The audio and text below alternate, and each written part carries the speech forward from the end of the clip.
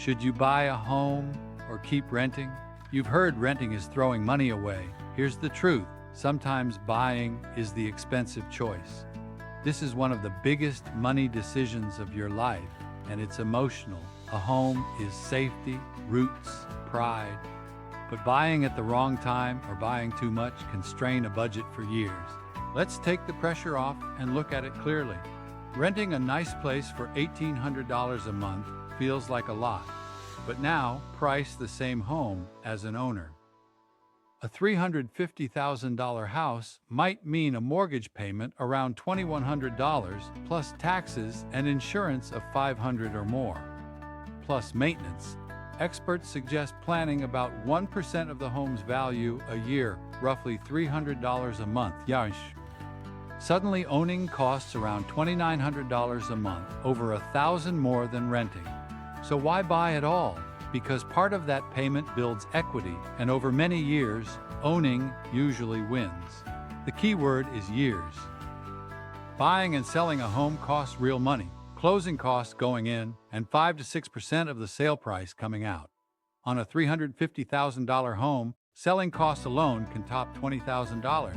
If you move within a few years, those costs can erase everything you gained. That's why the 5-year rule exists. There's one more cost renters never pay. Surprise. When a furnace dies in a rental, it's a phone call.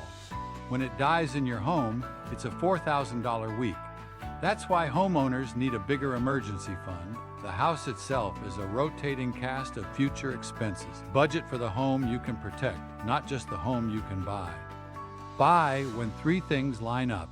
You plan to stay at least 5 years, the total monthly cost, not just the mortgage, fits near 28% of your income. And you can make the down payment without emptying your emergency fund.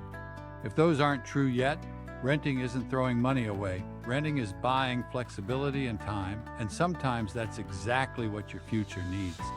There's no shame in either choice. There's only timing. Here are 3 simple things you can do today. Add up the true monthly cost of owning, payment, taxes, insurance, and 1% a year for upkeep.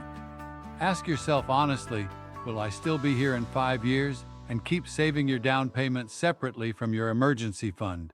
If this video helped you make a smarter financial decision, you'll find dozens more lessons just like this at robertsoncfp.com, including a free worksheet and calculator made just for this decision.